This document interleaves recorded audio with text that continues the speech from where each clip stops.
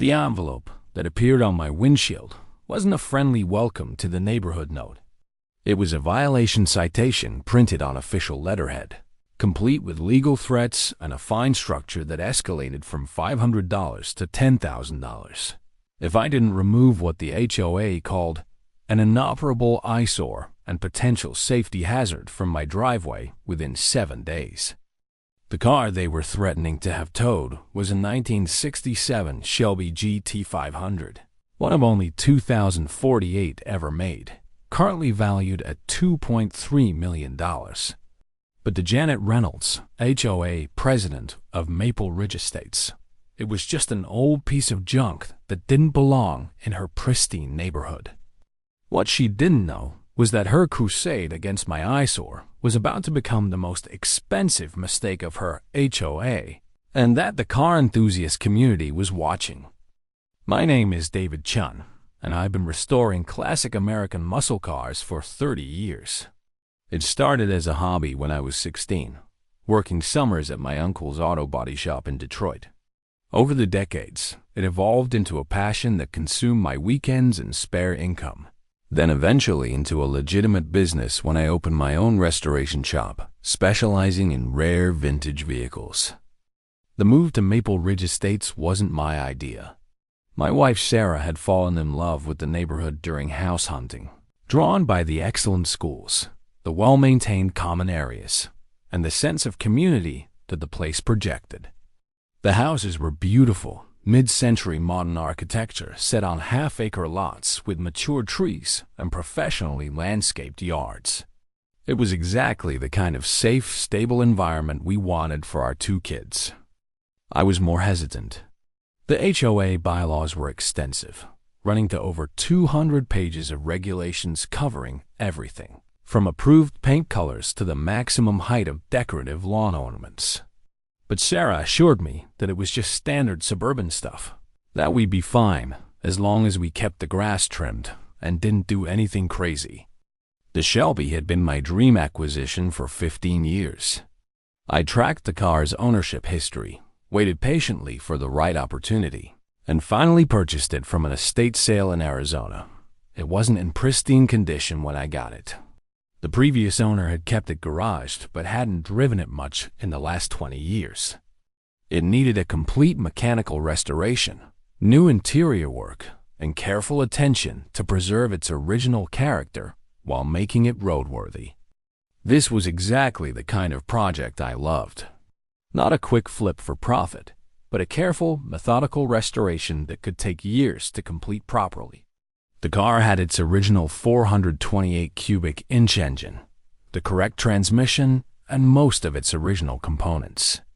With proper restoration, it would be worth well over $2 million. But more than the monetary value, it was a piece of automotive history, one of Carroll Shelby's legendary creations that had defined an era of American performance cars. I'd set up a climate-controlled garage at our new house specifically for the Shelby. But on the day we moved in, I discovered that the previous owners had been using the garage as a workshop and storage space, and it was going to take several weeks to properly clean, insulate, and set up for automotive work. In the meantime, I parked the Shelby in our driveway, covered with a custom car cover that protected it from the elements while I prepared the garage. The car was only going to be outside temporarily, maybe 6 to 8 weeks while I completed the garage setup. It was covered. It wasn't leaking fluids, and it certainly wasn't an eyesore by any reasonable definition. Under the cover, you couldn't even tell what kind of car it was, just that it was a classic vehicle being properly protected. Janet Reynolds noticed it on our 3rd day in the neighborhood. She was in her early 60s, with an architectural precision to her appearance that suggested she applied the same rigid standards to herself that she did to everyone else's property. Her silver hair was always perfectly styled, her clothing always coordinated, and her expression always carried a hint of disapproval, as if the world persistently failed to meet her exacting expectations. She introduced herself with a smile that didn't reach her eyes and a clipboard that never left her hand. She welcomed us to the neighborhood and immediately launched into a recitation of key HOA rules we needed to be aware of. No garbage cans visible except on collection days. No outdoor decorations except during approved holiday periods. No commercial vehicles parked in driveways overnight. And absolutely no inoperable or unregistered vehicles visible from the street at any time. I explained that the car was a valuable classic undergoing restoration, that it was fully registered and insured, and that it would be moved into the garage within a few weeks once I had the space properly set up. Janet's expression suggested she found my explanation unconvincing. She made a note on her clipboard and informed me that she'd need to verify the registration and that covered vehicles were technically not permitted in driveways for more than 48 hours according to Section 7.3.4 of the HOA bylaws. I asked to see that specific rule. She referred me to the HOA website where I could download the complete bylaws document.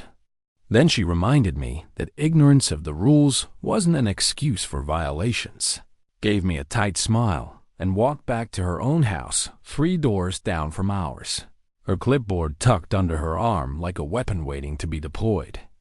That evening, I downloaded the HOA bylaws and started reading. Section 7.3.4 did indeed prohibit covered vehicles in driveways for extended periods. Though the language was vague about what constituted extended, the rule appeared to be aimed at preventing people from storing broken-down cars under tarps in their driveways, a reasonable goal for maintaining neighborhood aesthetics. But the way it was written left substantial room for interpretation. More concerning was Section 7.3.2, which defined inoperable vehicles as any vehicle that didn't have current registration, wasn't in running condition, or was deemed by the Architectural Review Committee to detract from the neighborhood's visual standards. That last phrase was a massive loophole that essentially gave the HO a subjective authority to declare any vehicle unacceptable. The Shelby was registered, it was insured, and while it wasn't currently in running condition, it was a project car undergoing professional restoration. But under the HOA's rules, none of that might matter if Janet Reynolds and her committee decided the covered car in my driveway detracted from their visual standards. I decided to be proactive. I drafted a letter to the HOA explaining the situation in detail. I included photographs of the Shelby before I'd covered it, showing that it was clearly a classic collector car, not a rusty wreck. I provided a timeline for the garage setup and promised the car would be moved indoors within 8 weeks. I even offered to park it in the side yard where it would be less visible from the street if that would address their concerns. The response came 3 days later, delivered in person by Janet Reynolds with 2 other board members flanking her like an official delegation. They handed me a formal letter denying my request to keep the vehicle in the driveway beyond the 48-hour limit specified in the bylaws. The letter stated that regardless of the car's supposed value or my restoration plans, it was currently inoperable and covered, which violated community standards. I had 7 days to move it to proper storage or face escalating fines. The letter made no mention of my offer to move the car to a less visible location. It made no acknowledgement that this was a temporary situation during our move-in period. It simply stated that the rules were the rules, and that exceptions would set a precedent that could undermine community standards across the board. Standing on my driveway with Janet and her committee members staring at me expectantly, I had a decision to make. I could back down, spend the money to rent external storage for the Shelby while I finished the garage, and avoid conflict with the HOA. Or I could stand my ground, argue that the rules as written didn't clearly prohibit a temporarily garaged classic car, and risk escalating the situation into a full confrontation. I looked at Janet's expression, at the satisfied certainty in her eyes that I would comply because that's what people always did when confronted with official-sounding rules and the threat of fines. And my decision? I informed Janet Reynolds that I would not be moving the car within her arbitrary 7-day deadline. I explained again that the Shelby was a valuable classic undergoing professional restoration, that it was properly registered and insured, and that the HOA's interpretation of their own rules was overly broad and unreasonable.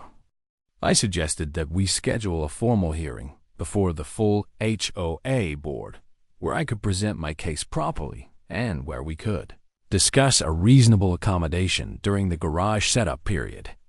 Janet's expression transformed from confident authority to genuine surprise. People apparently didn't say no to her very often. She informed me that there was nothing to discuss, that the rules were clear, and that if I didn't comply, I would face the consequences outlined in the HOA's enforcement policy. Then she and her delegation walked away, leaving me holding the violation letter and wondering if I'd just made a terrible mistake. The first fine notice arrived exactly 8 days after the initial violation letter. It was $500, charged to my HOA account, with a note explaining that the violation was continuing and that additional fines would be assessed weekly until compliance was achieved. The fine schedule was spelled out clearly: $500 for week 1, $1,000 for week 2, $2,000 for week 3, and so on, doubling each week until reaching a maximum of $10,000 per week. I contacted a property attorney named Michael Foster, who specialized in HOA disputes. Michael reviewed the HOA's bylaws, my violation notices, and the correspondence I'd had with Janet. His assessment was mixed. The HOA's rules about covered vehicles were legitimate on their face, designed to prevent properties from looking like auto salvage yards. But the application of those rules to a properly maintained classic car being temporarily stored during a move-in period could be argued as unreasonable. The problem was that HOA's bylaws gave the board substantial discretion in enforcement, and judges were generally reluctant to second-guess those decisions unless they were clearly arbitrary or discriminatory. Fighting the fines in court would be expensive and time-consuming, with no guarantee of success. Michael's advice was to comply under protest, move the car to storage, and then work on getting the HOA rules changed through the normal amendment process. It was practical advice, but it rubbed me wrong. The HOA was using vague rules and escalating financial penalties to force immediate compliance, without any consideration of context or reasonableness. If I backed down now, it would establish that Janet Reynolds could enforce whatever interpretation of the rule she wanted, and that homeowners had no practical recourse. I decided on a different strategy. If the HOA wanted to play enforcement games, I would document everything and build a case that their actions were arbitrary and capricious. I started by researching other properties in the neighborhood, looking for situations where similar rules might apply but weren't being enforced. What I found was revealing. There were at least 7 other properties in Maple Ridge Estates with vehicles that could arguably violate the same rules the HOA was using against me. One neighbor had an old pickup truck that hadn't moved from his driveway in the 6 months. I could track using Google Street View historical images. Another had a boat on a trailer that sat under a cover year-round. A third had a classic Corvette that was clearly a project car, given its primer gray paint job and the boxes of parts visible in the open garage. None of these properties had received violation notices. I documented all of them with photographs, noting the addresses and the dates I'd observed the vehicles. It suggested that the HOA's enforcement was selective, targeting specific homeowners while ignoring similar situations elsewhere. That pattern could undermine their claim that they were simply enforcing standard community rules. The second week's fine notice arrived right on schedule, $1,000.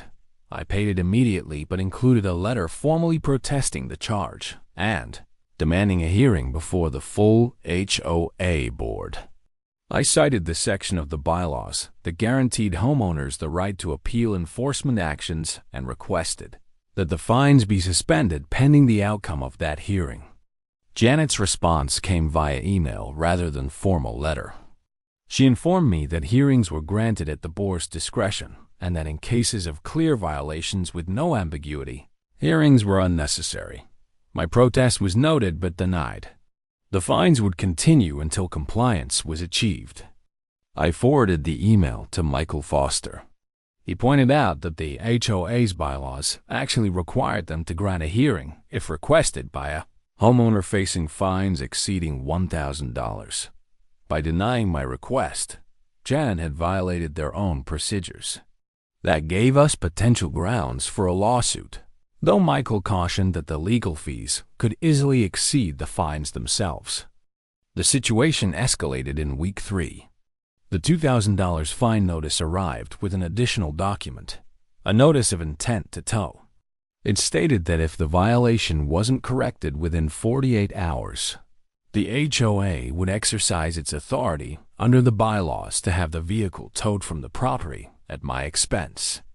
The towing would be treated as the HOA performing necessary remediation on my behalf, and I would be billed for all costs plus an administrative fee. This was the nuclear option, the point where the HOA would actually take physical action against my property. I called Michael Foster immediately. He reviewed the bylaws and confirmed that the HOA did have towing authority for abandoned or inoperable vehicles, but that authority required proper notice and documentation that the vehicle was actually inoperable or abandoned. My car was neither. It was simply undergoing restoration. Michael advised me to move the car immediately. Even if we could win a lawsuit about the improper tow later, dealing with recovering a valuable classic car from an impound lot would be a nightmare. The car could be damaged, it would accrue expensive daily storage fees, and the whole situation would be far more complicated than simply moving it to storage now. But moving the car felt like surrender. It meant accepting that Janet Reynolds could arbitrarily interpret rules, selectively enforce them, and ultimately seize property based on nothing more than her personal aesthetic preferences. Once that precedent was set, there would be nothing stopping the HOA from targeting any aspect of any homeowner's property that didn't meet their subjective standards. I made a different call. I contacted the classic car enthusiast community, including several major forums and social media groups dedicated to Shelby Mustangs and American muscle cars. I explained the situation, posted photographs of the car and the violation notices, and asked for advice. The response was overwhelming and immediate. Car enthusiasts take attacks on their vehicles personally, and the story of an HOA trying to have a valuable Shelby towed as junk struck a nerve. Within hours, my post had been shared hundreds of times. People started emailing the HOA board directly, expressing outrage at the treatment of a valuable classic car. Several prominent car collectors and restoration experts offered to provide written statements about the Shelby's value and the legitimacy of temporarily storing it during garage preparation. Local media picked up the story. A reporter from the regional newspaper contacted me and asked for an interview. The angle was perfect for a human interest piece. Bureaucratic HOA versus passionate car collector. Suburban conformity versus automotive history. Petty rules versus common sense. I gave the interview, showing the reporter the car under its cover, explaining its history and value, and detailing the escalating fines and tow threats. The story ran on the front page of the local section 2 days before the HOA's towing deadline.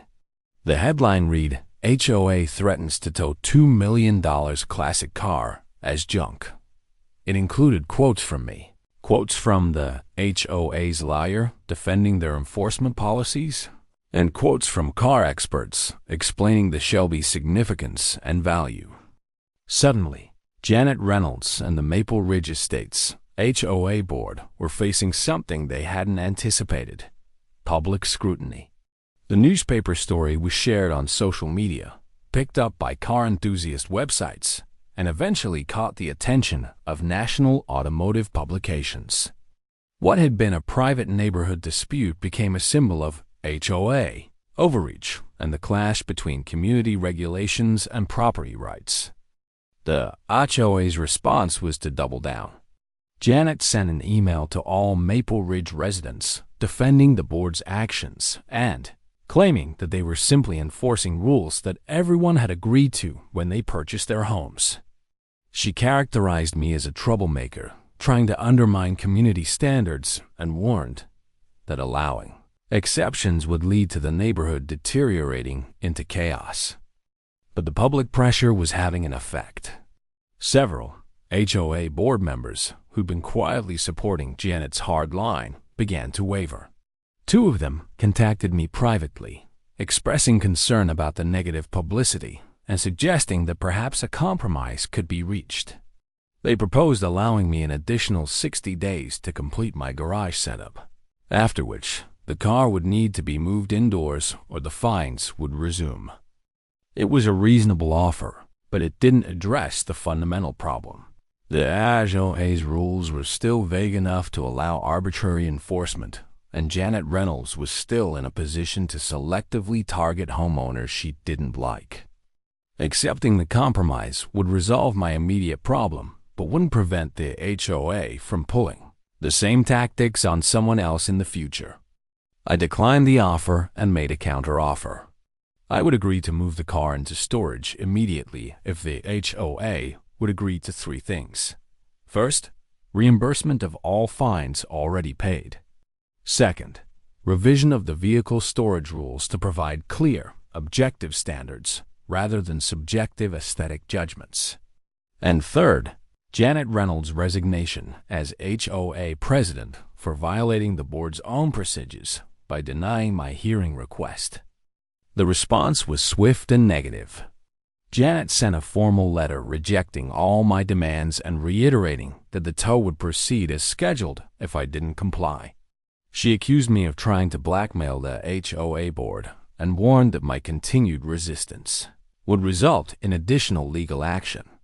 The morning the tow was scheduled to happen, I was ready. I'd hired my own security company to station an officer at my property 24/7, with instructions to document any towing attempt, but not to physically interfere. I also contacted the local police department to inform them of the situation and to request that they send an officer if any towing company arrived. What happened next would become the turning point that neither I nor Janet Reynolds had anticipated. The tow truck arrived at 6:47 a.m., presumably chosen for that early hour to minimize witnesses and attention. But the driver didn't anticipate the security officer stationed in a car across the street, the neighbor who'd been up early and immediately started recording on his phone, or the fact that several members of the local car club had volunteered to maintain a watch on my property, specifically for this morning. What was meant to be a quick, quiet vehicle removal turned into a public spectacle. The tow truck driver approached the covered car and started to hook up his equipment. The security officer immediately called me and the police. Neighbors came out of their houses to watch, and within minutes, 2 police cruisers arrived, responding to the reported dispute over property removal. The police officer who took charge of the scene was a veteran cop named Officer Martinez, who approached the situation with professional neutrality. He asked the tow truck driver for documentation authorizing the tow.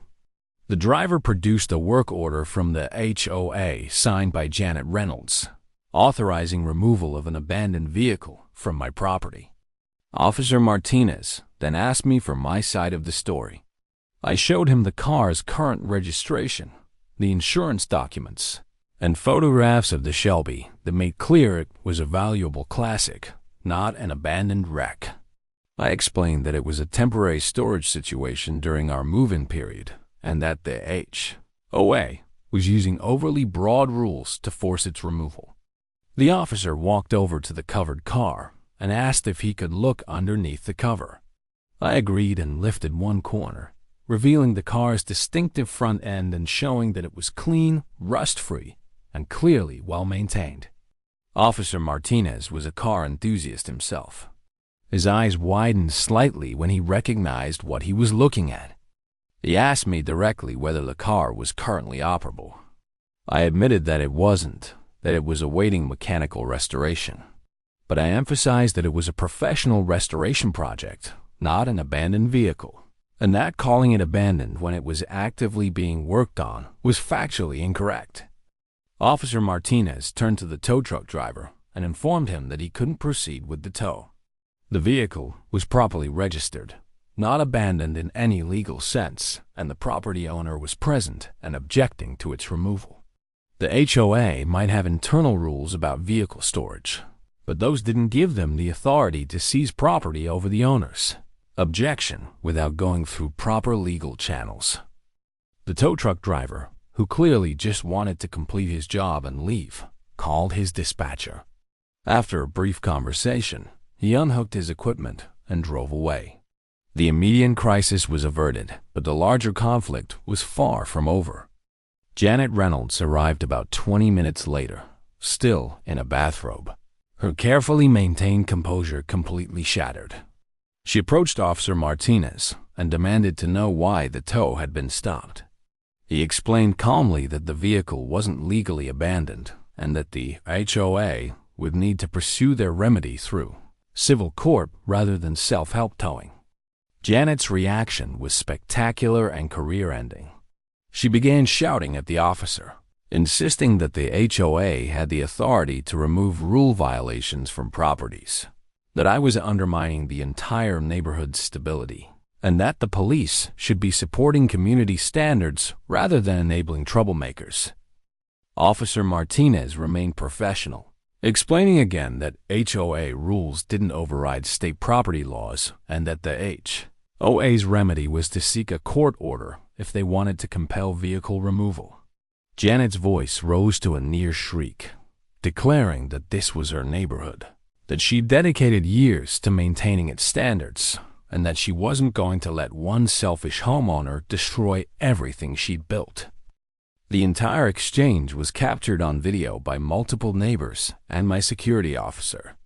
Janet Reynolds, HOA president of Maple Ridge Estates, was having a complete public meltdown, screaming at a police officer and making increasingly unhinged statements about her personal investment in controlling the neighborhood. Officer Martinez finally had enough.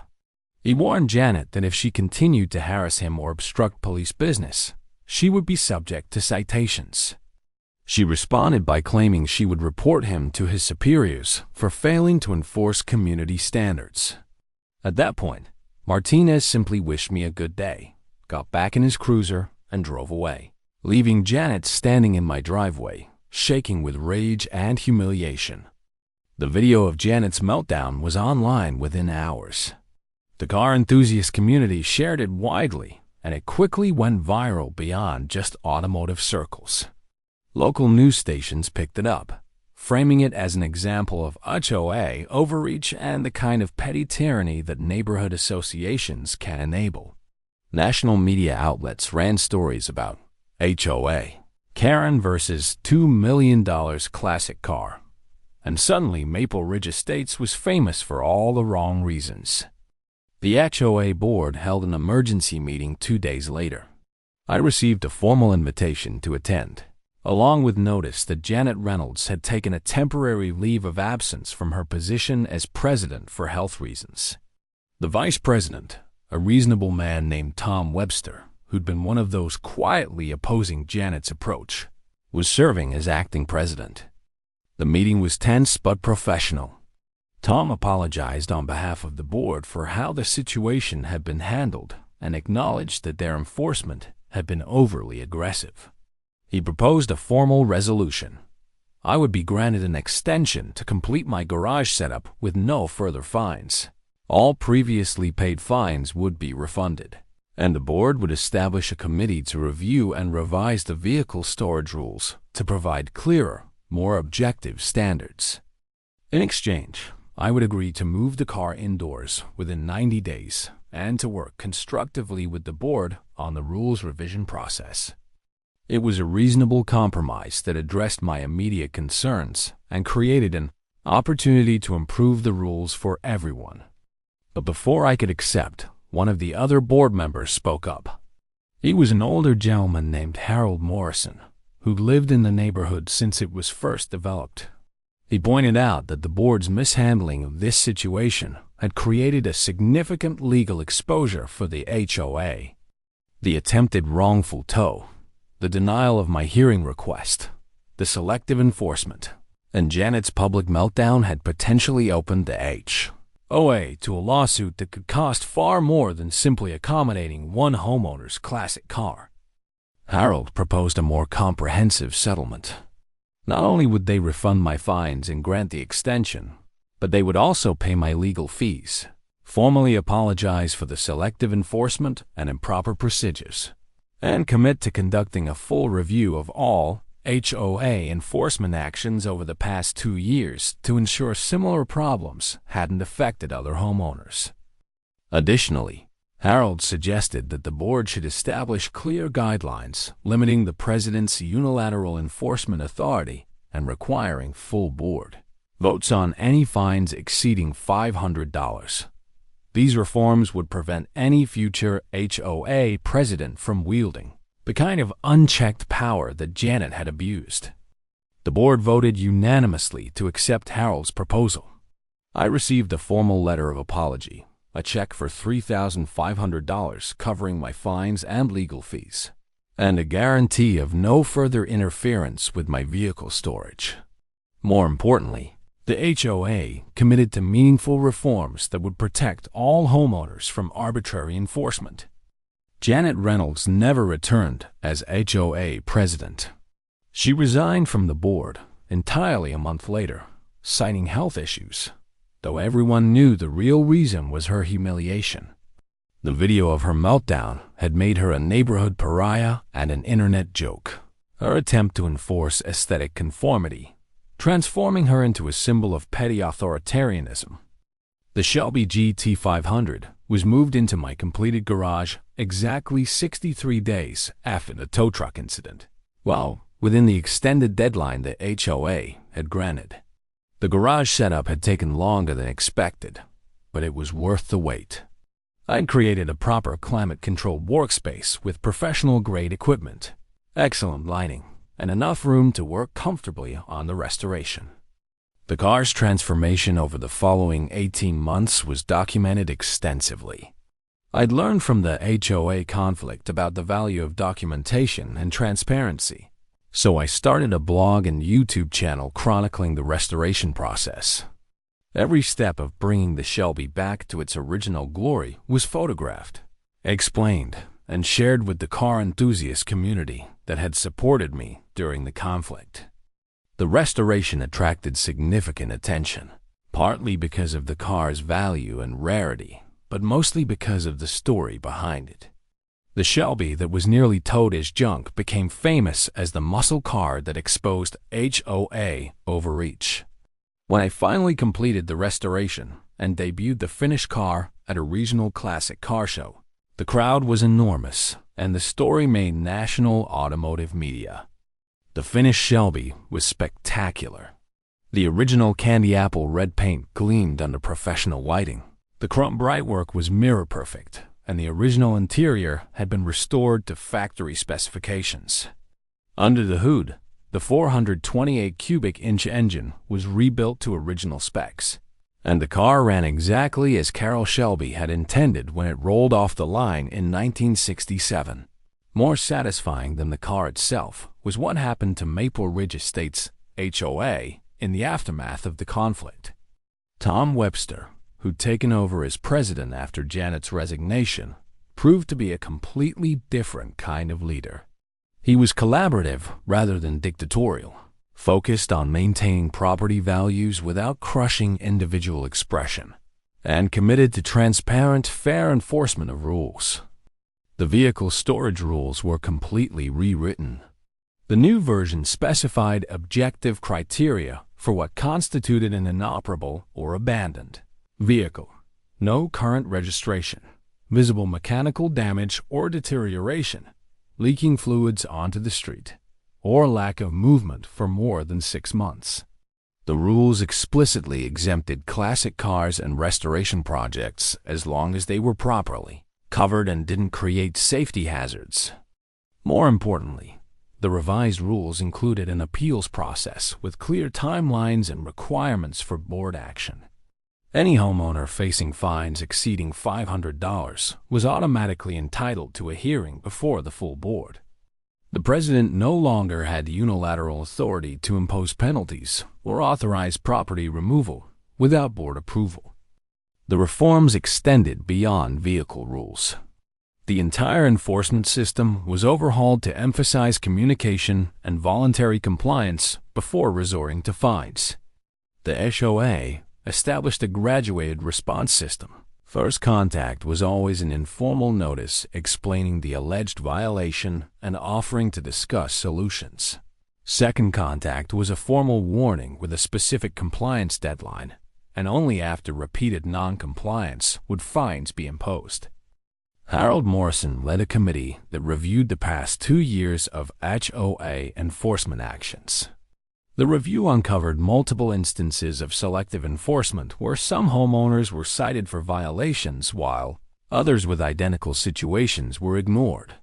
In several cases, the targeting appeared to correlate with homeowners who'd previously questioned HOA decisions or run for board positions against Janet's candidates.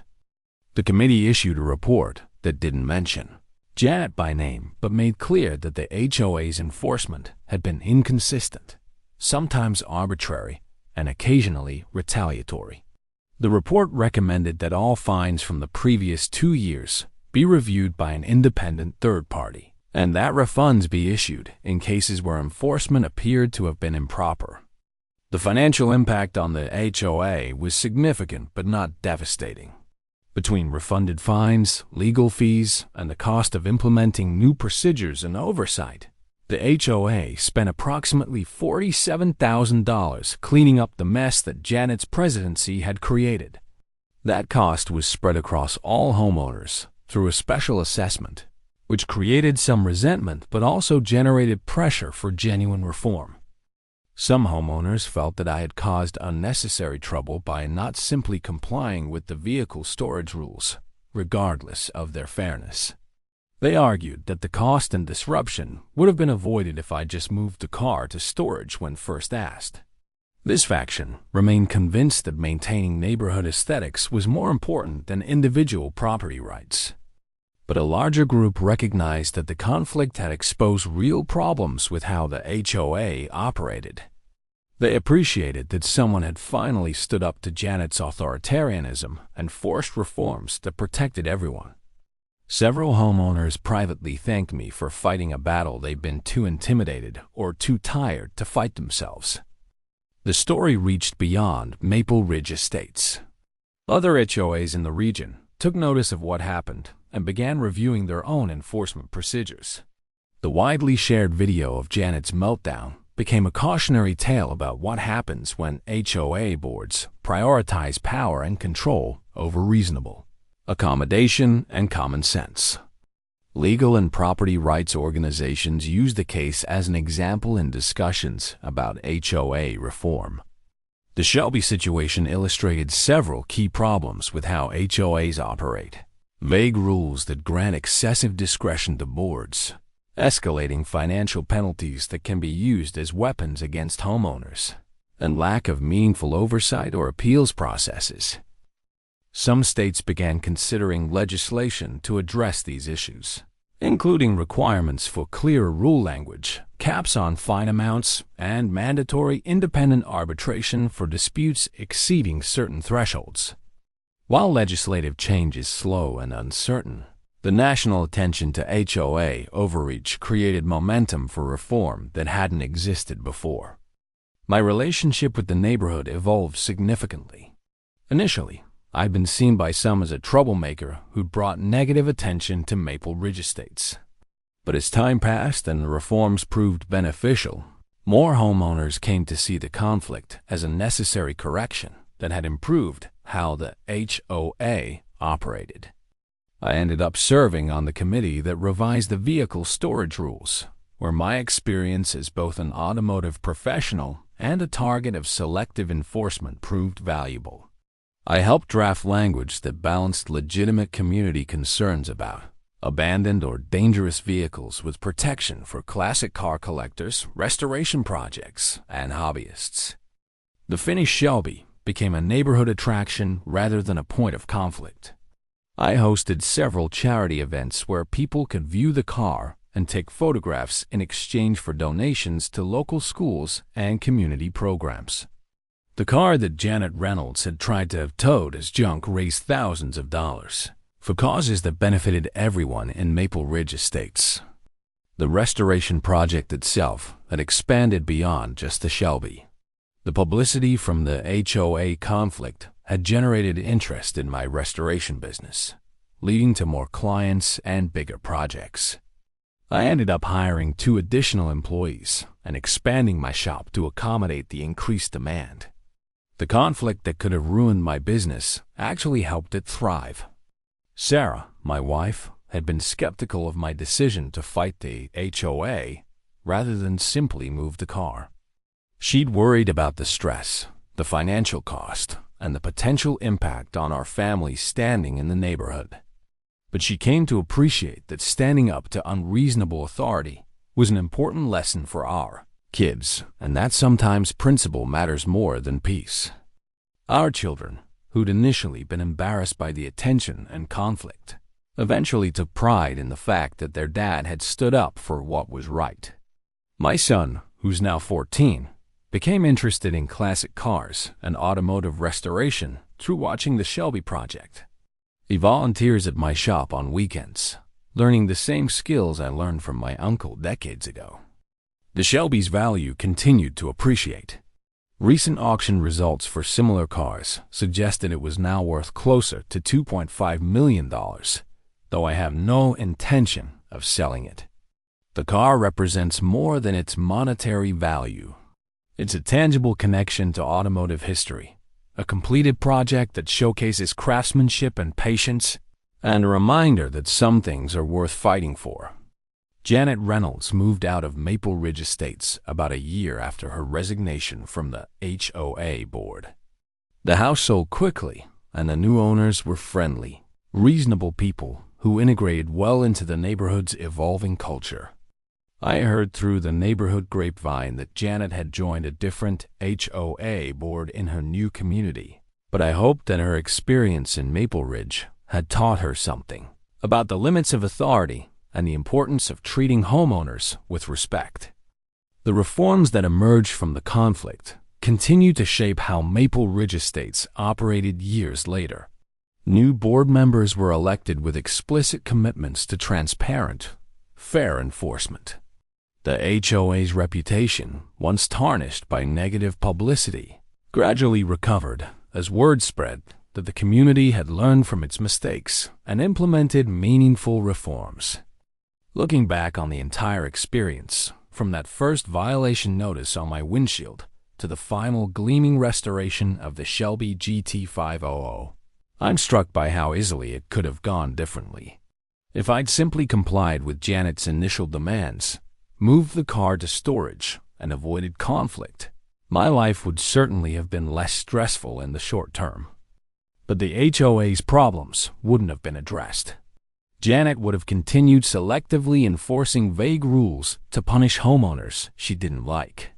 Other residents would have continued living under the threat of arbitrary fines and property seizure.